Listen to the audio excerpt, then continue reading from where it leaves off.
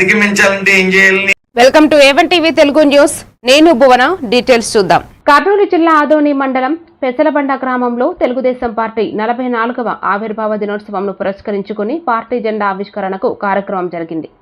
కార్యక్రమం ప్రాంగణంలో పార్టీ జెండాను ఆవిష్కరించారు. పార్టీ వ్యవస్థాపక అధ్యక్షుడు ఎన్టీఆర్ చిత్రపటానికి పూలమాలలు వేసి నివాళులు అర్పించారు. ఈ కార్యక్రమంలో పార్టీ నేతలు వెంకట్రావు, రవికుమార్ గౌడ, బ్రహ్మయ్య, దాతు, డీజే కృష్ణ, మరప్ప, ఆంజనేయులు, డ్రైవర్ మల్ల, శ్రీను, కృష్ణప్ప, వీరేష్, శివకుమార్ తదితరులు పాల్గొన్నారు.